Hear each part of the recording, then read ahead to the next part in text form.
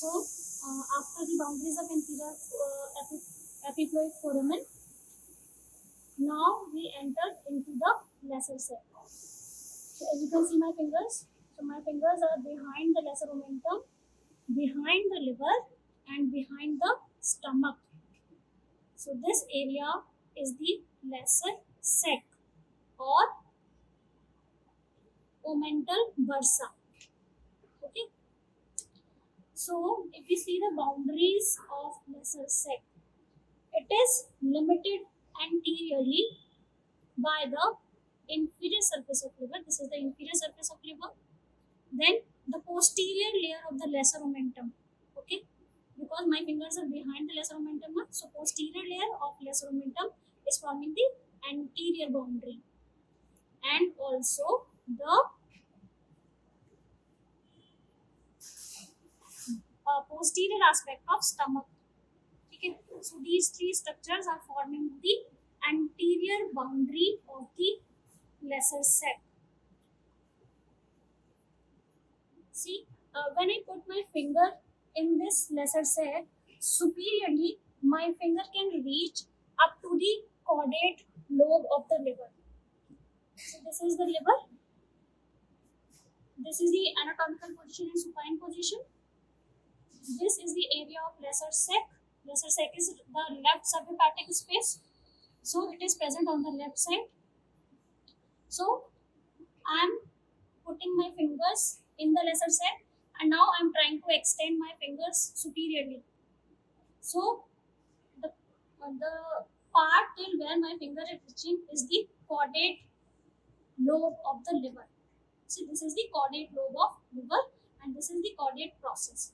So this extension of lesser sac superiorly behind the caudate lobe is known as the superior recess of the lesser sac. Okay, so this is the superior recess of lesser sac, and these parts like the inferior surface of liver, the lesser omentum posterior layer, and the posterior aspect or posterior surface of the stomach are forming the anterior wall. Also, as we studied in the lecture, the area, the gap between the second layer and the third layer of the greater omentum also has a space which later on gets obliterated in its lower part, forms the inferior recess of the lesser sac. The main area of the lesser sac is behind the stomach, but superiorly it extends to the caudate process as superior recess. Inferiorly, it extends between the second and third layer of the greater omentum as inferior recess. On the right side, it is open and it is communicating with the greater sac, and laterally, my fingers will reach till the spleen. Okay, so spleen forms the area between the spleen forms the lateral recess. So I cannot extend my fingers, but see this. This is the spleen. If I try to, I will cut part of this lesser omentum and show you till how far my fingers are going. So I have given a cut in the lesser omentum. Now my fingers are going till the spleen. Okay, so this is all greater omentum. This is all greater omentum. This is spleen. So my fingers are right now in the lesser sac, and they are going till the spleen, hilum of the spleen. And this spleen is connected posteriorly with the kidneys through linorenal ligament. Okay, linorenal ligament, and to the stomach through gastrosplenic ligament. So this is the lateral limit of the lesser sac. Inferiorly, see right now my hands are behind the lesser omentum, means my hands are in the lesser sac, and I'm dipping my fingers down. So my fingers are going in between the layers of greater sac. See, till here I can feel the separation. Means the layers below this area have fused. second and third layer, but this space is remaining. So this part is the inferior recess. The part behind the caudate process, this is the caudate lobes.